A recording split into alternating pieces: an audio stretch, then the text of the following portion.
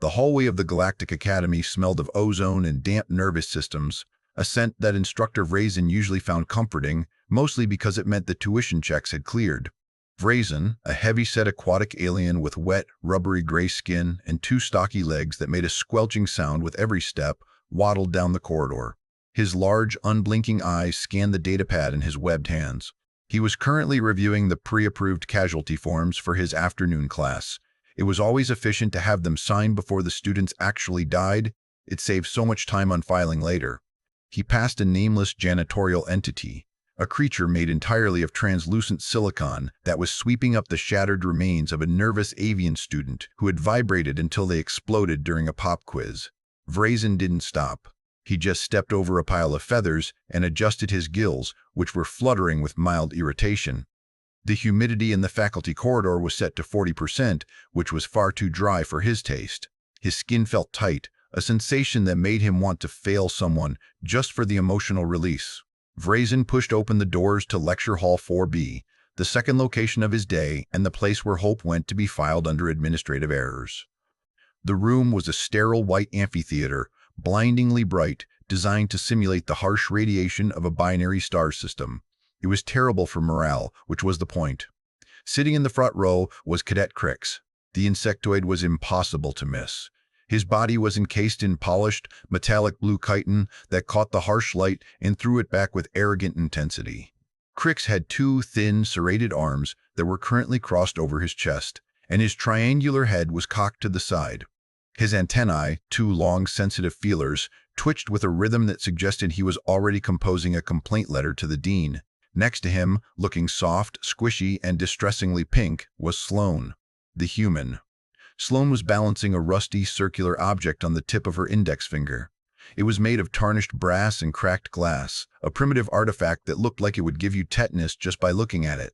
She was humming a tune that sounded disturbingly cheerful for a class titled Advanced Evasion and Inevitable Doom. "Cadet Krix," Vrazen gurgled, his voice sounding like gravel tumbling underwater. "Why is your bioluminescence pulsing red? It is distracting the other species." Krix stood up, his mandibles clicking rapidly, a sound like someone dropping marbles on a tile floor. "Instructor, the human is vibrating. Her analog toy is emitting a magnetic frequency that offends my sensors. I demand she deactivate it." Sloane didn't stop balancing the compass. She didn't even look up. "It's not a toy, bug boy. It's a compass, and it doesn't have an off switch. It runs on the planet's magnetic field. Unless you plan on blowing up the core, you're stuck with the clicking." In the back of the room, a background student, a rock-skinned entity with moss growing on its shoulders, shifted uncomfortably, the stone grinding against the metal chair. The class was tense. Humans were rare, and usually they were kept in the petting zoo section of the station, not the tactical survival courses. "It is primitive debris," Krix scoffed, sitting back down. "My optical visor can map this entire station in 3 nanoseconds. Your piece of trash points at rocks." "It points north," Sloane corrected, finally catching the compass and slipping it into her pocket. "Or at least, where north would be if we weren't in a spinning metal box floating in a void." Vrazen slapped his webbed hand on the podium, leaving a wet handprint. "Enough. Today we are not discussing navigation theories. We are relocating to the armory. If you survive the walk there, try not to touch the walls. The station is venting plasma again." The armory was located 5 decks down, a cramped, dimly lit room smelling of grease and heated energy cells. The walls were lined with plasma rifles, gravity grenades, and kinetic shielding units. A gaseous supply officer floated behind the counter, a cloud of sentient orange vapor contained within a suit that had no legs, just a hovering jet. The vapor swirled lazily as the students filed in. Krix immediately went for the high-end gear. He grabbed a Mech IV tactical visor and a kinetic repulsion vest. He looked like a shiny blue tank. He turned to Sloane, his compound eyes glistening. "Try not to slow me down, human. If the simulation gets difficult, I will not hesitate to use you as soft cover." Sloane was ignoring the laser cannons. She was digging through a bin marked obsolete, hazardous. She pulled out a heavy flashlight, the kind that took actual batteries, and a roll of silver duct tape. "That is your loadout?" Krix asked, his antennae drooping in confusion. "Adhesive fabric in a light tube?" "It's a mag light," Sloane said, clicking it on. The beam was yellow and weak compared to the plasma LEDs, but she seemed satisfied. "And duct tape fixes everything. including leaks and arrogant insects. Raisin watched them from the doorway, his gills fluttering. He had seen many species underestimate humans. Usually, those species ended up as footnotes in history books. He checked his datapad. He had already filled out Krix's name on the casualty form, just in case. Move out. The decontamination tube awaits. And for the love of the stars, hold your breath. The cleaning fluid is acidic to carbon-based life forms. The decontamination tube was a long, cylindrical nightmare connecting the armory to the simulation zones. It was filled with a thick yellow mist that tasted like burning lemons. A background cadet, a tall avian creature with majestic purple feathers, let out a squawk of indignity as the mist made its plumage go instantly flat and soggy. Krix walked through the mist with his energy shield activated, the yellow fog bouncing off his personal force field. He looked back at Sloane, expecting to see her coughing or melting. Sloane was just holding her breath, her cheeks puffed out, walking casually with her hands in her pockets. She looked like she was waiting for a bus. She winked at Krix, then pointed to his leg. Krix looked down. A small seal on his suit had failed, and the yellow mist was seeping in. He yelped as the acidic cleanser touched his chitin, doing a little hop-skip that ruined his terrifying warrior aesthetic. They exited the tube into the airlock antechamber, a massive circular room with a heavy blast door at the end. Red warning lights spun silently. This was the final staging area. Raisin stood by the control panel, safe behind a thick layer of reinforced glass. His voice came over the intercom, loud and distorted. "Welcome to the blackout zone. The simulation is simple. The lights will go out. The floor will turn to mud. And something will hunt you. It is a level 5 hunter-killer unit. It does not feel pity, it does not feel remorse, and it absolutely hates sudden movements." Krix tapped his new visor. "My sensors will detect it before it even activates. I have thermal, sonar, and motion tracking." Sloane pulled out a bag of dried snacks, something crunchy that smelled like artificial cheese. She popped one into her mouth. Crunch. The sound echoed in the silent room. "Silence, human," Krix hissed. "You will give away our position." "We aren't in the zone yet. Relax," Sloane said, offering the bag to the avian cadet, who looked at the orange dust with suspicion and declined. The blast doors groaned open. Beyond them lay darkness, absolute, crushing darkness. The air that rolled out was cold and smelled of wet earth and copper. "Enter," Raisin commanded. "The timer starts when the last student is inside. Try to die in a way that is easy to clean up." The blackout zone was a masterpiece of simulated misery. It was a massive hangar converted into a swamp. Artificial rain fell in sheets, soaking everyone instantly. For Raisin, up in the dry observation deck, it looked like a lovely vacation spot. For Krix, it was hell. The insectoid cadet stepped into the mud and immediately sank up to his ankles. His reverse-jointed legs struggled for traction. "Disgusting," he muttered, activating his high-tech visor. Initiating terrain mapping. A beam of blue light shot out from his face. Immediately, the thick fog reflected the light back into his eyes. Krix screamed, clutching his face. "My sensors!" "It's all white noise." Sloane walked past him, her boots making a wet shuck-shuck sound. She didn't turn on her flashlight, she just held the compass flat in her hand. "How are you moving?" Krix demanded, blind and panicking. "You have no night vision, you have no sonar." "I have feet," Sloane said, her voice drifting back from the darkness. "And I know which way the wind is coming from. The vents are north. The exit is south. Just keep walking, bug boy." Up in the observation deck, Raisin watched the monitors. The thermal camera showed Krix flailing like a drowning beetle, his heat signature pulsing rapidly with panic. Sloane's heat signature was cool, steady, and moving in a straight line. "She's walking right toward the trap," Raisin muttered to himself, taking a bite of an algae bar. "But she's walking with purpose, that is." Back in the mud, Krix scrambled to catch up to Sloane. He couldn't see anything, so he reached out with his serrated arms, trying to find her. He grabbed her shoulder. "Do not leave me here," Krix whispered harshly. "My armor is heavy. If I fall, I will drown in this filth." "Then don't fall," Sloane whispered back. She stopped. "Did you hear that?" "Hear what?" "I hear nothing but the rain and your primitive chewing." "Exactly," Sloane said. The background hum of the ventilation stopped. Suddenly, a red light blinked in the distance, then another. Then a mechanical growl vibrated through the mud, shaking Krix's chitin. "The hunter-killer," Krix whimpered. His antennae flattened against his head. "It's active. We need to run. We need to hide." "No," Sloane said. She finally clicked on her mag light. The beam cut through the fog, a solid shaft of yellow light.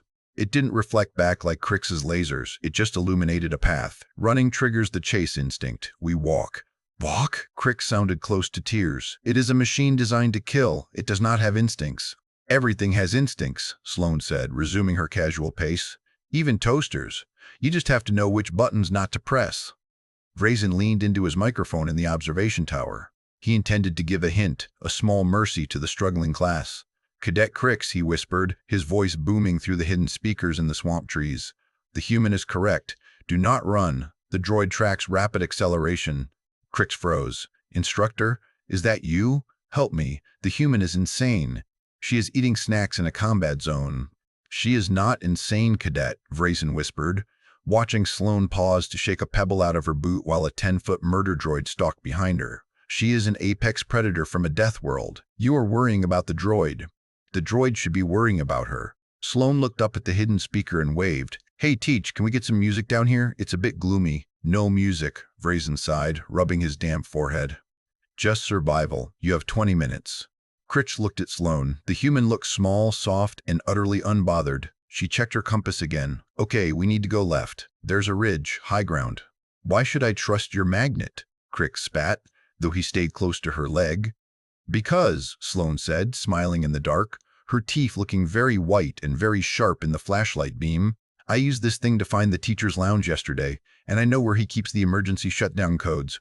Krix stared at her. You stole the codes? Borrowed, Sloane corrected. Now come on. Unless you want to explain to your hive mother why you got taken out by a glorified vacuum cleaner. They moved toward the ridge. In the shadows behind them, the red eyes of the hunter-killer droid flared brighter. It began to move, its metal feet crushing the simulated vegetation. It wasn't tracking Krix anymore. It had locked onto the sound of the clicking compass. Uh-oh, Sloane said, stopping. She tapped the glass of the compass. Needle is spinning. What does that mean? Krix shrieked. It means the droid is magnetic, Sloane said, looking delighted. And it's really, really close. She turned around, flashlight beam cutting through the dark, just as a massive metallic claw reached out of the fog. Duck, Sloane said calmly. Krix didn't duck, he fainted. His stiff metallic body fell over into the mud with a splash, leaving Sloane standing alone with a flashlight, a compass, and a bag of snacks against a 2-ton killing machine. Finally, Sloane muttered. He was getting annoying. She cracked her knuckles. Okay, tin can, let's see if you're waterproof. The heavy metallic thud of Cadet Krix's body hitting the mud was, objectively speaking, the funniest sound Instructor Vrazen had heard all semester. Up in the dry, climate-controlled safety of the observation deck, Vrazen reached for his thermal mug of algae tea and took a long, slurping sip. Below him, on the panoramic monitors, the situation was developing exactly as his actuarial tables had predicted. With one statistically improbable outlier, the human wasn't screaming. Sloane stood over the unconscious insectoid, her flashlight beam cutting through the artificial rain. The Level 5 hunter-killer droid, a towering monstrosity of chrome and red optical sensors, paused. Its programming was sophisticated, built by the finest weapons manufacturers in the galaxy, but it had a very specific logic flaw. It relied on the prey acting like prey. Prey ran. Prey secreted fear hormones. Prey did not stand still, wipe mud off its trousers, and loudly crunch on a synthetic cheese snack. The droid's central processor, Word, fans spinning up to cool its logic cores as it tried to categorize Sloane. It scanned her. Soft outer epidermis, calcium-based internal skeleton, 0 natural armor, 0 claws, threat level, negligible. And yet, she was looking at it with the same expression a maintenance worker gives a malfunctioning vending machine. You're bigger than the brochure said, Sloane told the droid, her voice amplified by the acoustics of the metal hanger. She reached down and grabbed Krix by the ankle. Wake up, Sleeping Beauty, we have company. Krix did not wake up. His nervous system had performed a hard reset, a defense mechanism common among his species when faced with overwhelming terror or unexpected bills. His shiny blue legs were limp, dragging through the sludge as Sloane began to pull him backward, moving slowly toward a cluster of synthetic trees. The droid took a step forward. The ground shook. A secondary alien stood in the observation deck. A crystalline entity with facets that refracted the monitor's light chimed softly, a sound like wine glasses clinking. Vrazen translated this as, "Is she stealing the corpse?" "She is using him as a sled," Vrazen corrected, adjusting the contrast on his screen. "It is a primitive human logistical technique. efficient, though degrading for the sled. Down in the blackout zone, the droid decided that if the prey wouldn't run, it would simply initiate the stomp protocol. It raised a massive hydraulic foot. Sloane didn't run. She didn't even look up. She just stopped dragging Krix and tossed a small, crumpled ball of aluminum foil, the wrapper of her sandwich, to the left. The foil hit a metal steam pipe with a tiny ting. The droid's audio sensors, calibrated to detect the heartbeat of a mouse from 3 miles away, swung violently toward the sound. The sensors interpreted the high-pitched metallic frequency as a potential projectile. The droid fired a plasma bolt at the pipe. Foom! A jet of superheated steam blasted out of the ruptured pipe, directly into the droid's optical array. The machine let out a computerized screech that sounded like a fax machine dying in a blender and stumbled back. Sloane resumed dragging Krix. "See?" she muttered to the unconscious insectoid. "It's just a big toaster. You just have to know how to burn its bagel." Krix woke up because he was wet, cold, and something was slapping his face, repeatedly. His compound eyes fluttered open, the thousands of individual lenses trying to construct a coherent image. He saw darkness, he saw rain, and he saw a terrifyingly smooth pink face looming over him. "Good morning," Sloane said, holding a strip of silver duct tape. "Hold still. You cracked your carapace when you fainted." Krix scrambled backward, his serrated arms flailing in the mud. "The machine, the hunter, where is it?" "It's arguing with the steam pipe over there." Sloane gestured vaguely into the fog with her thumb. "Gave us about 3 minutes. Now, give me your leg. It's leaking hydraulic fluid." Krix looked down. His beautiful, polished shin had a hairline fracture. Blue fluid was seeping out. He let out a high-pitched keen that was painful to human ears.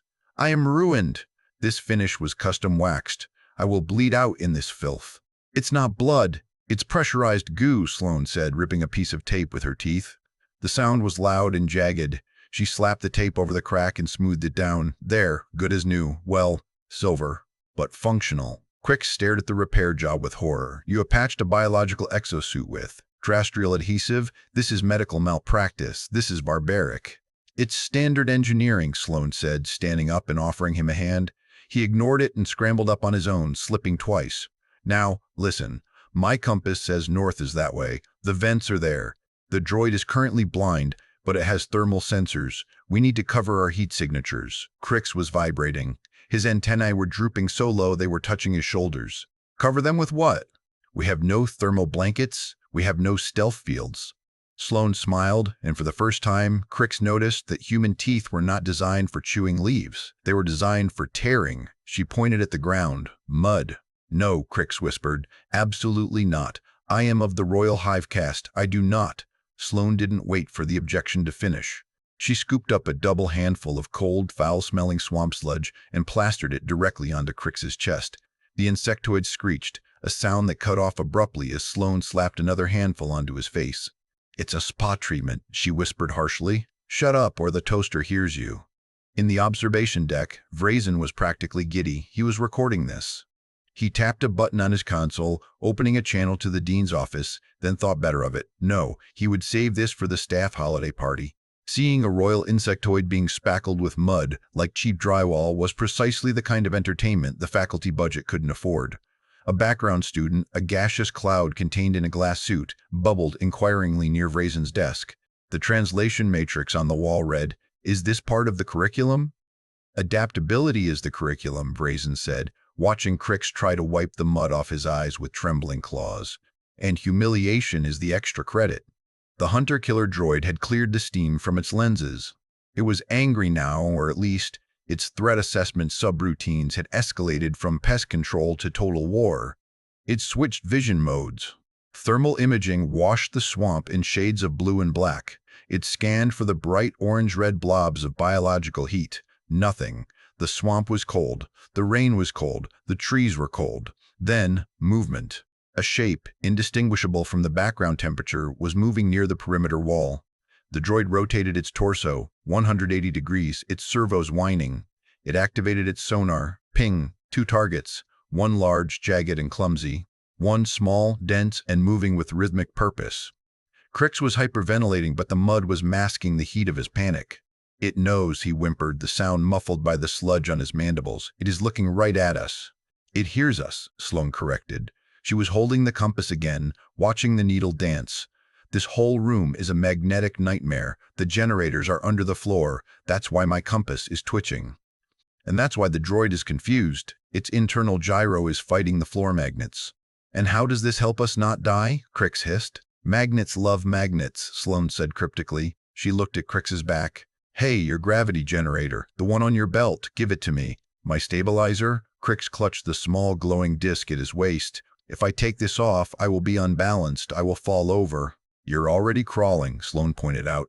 Give it to me, or I tell everyone you screamed like a hatchling when the mist hit you. Krix handed it over with the speed of pure social terror. Sloane weighed the device in her hand. Heavy, powerful magnet inside to counteract the gravity. Perfect. She took her roll of duct tape and wrapped the device around the rusty compass.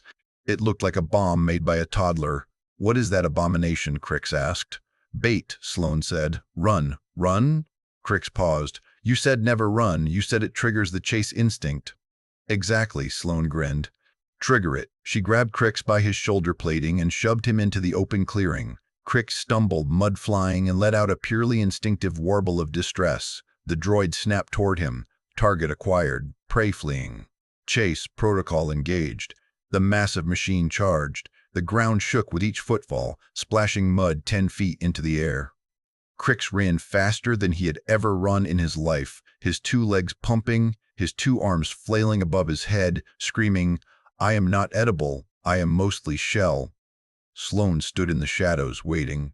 She held the taped-up bundle of magnets. She needed the droid to get close. Not just close, but intimate. The droid ignored her. It wanted the loud, running blue thing. It thundered past Sloane, a wall of metal and heat. As it passed, Sloane didn't throw the bundle. She lunged. With a grunt of effort, she slapped the duct tape mass of magnets directly onto the droid's exposed knee joint as it extended. The effect was instantaneous and catastrophic. The gravity stabilizer, interacting with the compass's magnetic needle and the droid's own internal servos, created a localized magnetic vortex. The droid's knee suddenly decided it was intensely attracted to its own head. The leg jerked upward violently. The droid, mid-sprint, tripped over itself. But it didn't just fall.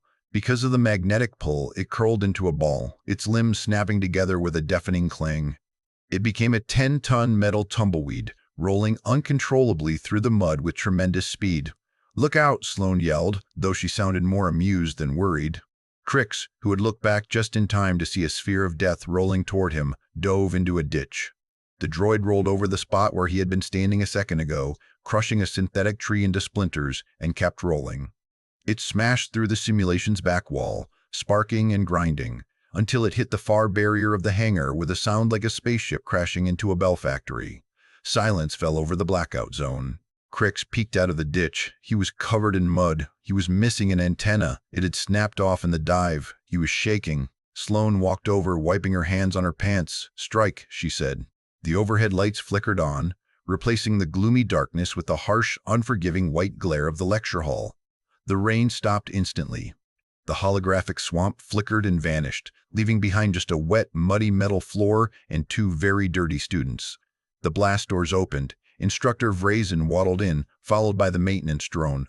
Vrazen looked at the hole in the wall where the droid was currently embedded, twitching and sparking. He looked at Krix, who was trying to reattach his antenna with spit. He looked at Sloane, who was finishing her bag of snacks. Vrazen sighed, a long, wet sound that bubbled through his gills. He consulted his datapad. Cadet Krix, Vrazen said. Krix stood up, trying to regain some dignity despite looking like a chocolate-dipped insect. Instructor, I survived. I successfully evaded the predator using. Pressing tactical camouflage, he gestured to the mud. And I assisted in the neutralization of the threat. Vrazen tapped his screen. You spent 40% of the simulation unconscious, 30% screaming, and 20% acting as a decoy. However, you are alive, which creates a paperwork issue for me, as I had already filed your death certificate. Krix's mandibles clicked indignantly. You pre-filed my death? It saves time, Vrazen shrugged. You get a passing grade, C- for adequate cowardice. Krix slumped, accepting the mediocrity. Vrazen turned his large, unblinking eyes to Sloane. Sloane smiled, wiping a smudge of mud from her cheek. Did I pass? Teach? Cadet Sloane, Vrazen said heavily, you did not evade the threat. You assaulted school property. You destroyed a level 5 hunter-killer unit, which is valued at more than the gross domestic product of your home continent. It started it, Sloane said defensively, and technically, it destroyed itself. I just gave it some magnetic encouragement. Vrazen looked at the destroyed wall. You also utilized non-regulation equipment, duct tape, a rusty compass, snacks. Resourcefulness, Sloane corrected. Vrazen stared at her for a long, uncomfortable moment. The background aliens peered through the door. A hairy mammalian student with 6 eyes whispered something to a floating rock creature. The class was terrified. They had just watched a human disable a tank with a sandwich wrapper and a magnet. A+, Vrazen said finally. Krix gasped. What? That is unfair. It is not a grade for skill, Vrazen clarified, handing Sloane a digital chit. It is a bribe. Please do not take my advanced kinetics class next semester. My heart cannot take the stress of watching you dismantle physics. Sloane took the chit. Fair enough. Pleasure doing business with you. She turned to leave, her boots squeaking on the clean floor. As she passed Krix, she stopped. The insectoid flinched, expecting another handful of mud. Instead, Sloane reached into her pocket and pulled out the roll of duct tape. She tossed it to him. For the antenna, she said. Silver looks good on you. Makes you look tough. She walked out of the hall, humming that same cheerful tune. Krix held the tape, staring at her retreating back. He looked at Vrazen. Instructor, are all humans like this? Vrazen watched the maintenance drone trying to pry the droid out of the wall. No, Cadet, he gurgled softly. Some of them are much, much worse. Class dismissed. Vrazen turned and waddled back toward his office. He needed to update the school's safety protocols. Specifically, he needed to add a new rule to Section 4. Under no circumstances is a human allowed to bring office supplies into a combat zone. But first, he needed more moisture. His skin was dry, and the headache behind his eyes was definitely going to require something stronger than algae tea. Perhaps he would retire early, teach kindergarten on a water planet. Somewhere where the only predators were slow, toothless, and didn't know how to use duct tape. He looked back one last time at the wreckage of his classroom. The mud was already drying, caking onto the expensive sensors. Humans, he muttered, the word sounding like a curse in his native tongue. Humanity? Fuck yeah, indeed. He shut off the lights, leaving Krix alone in the dark to tape his face back together. 10 minutes after the class was dismissed, the hallway outside Lecture Hall 4B was quiet, save for the rhythmic thump-drag of Cadet Krix trying to walk with his taped-up leg. He found Sloane standing by a vending machine, kicking it rhythmically with her boot until a packet of dried algae chips fell out. Krix approached cautiously, his antennae twitching. He pointed a trembling, serrated finger at the rusty compass hanging from her belt. Human, Krix chirped, his voice low. I must know. The magnetic interference in the room was catastrophic. The droid's sensors were scrambled. How did that primitive device maintain a true north lock in such chaos? Is Earth technology so superior? Sloane ripped open the bag of chips and offered him one. He declined. He was still too nauseous from the mud facial. Oh, this? Sloane tapped the glass of the compass. It didn't maintain a lock. The needle is rusted stuck. It's been pointing northish since my grandfather dropped it in a lake 30 years ago. Krix froze. His compound eyes widened, the lenses shifting in a wave of pure horror. Yup. Then, how did you know where the vents were? How did you know the droid was close? How did you navigate the blackout zone? Sloane shrugged, crunching on a chip. I guessed.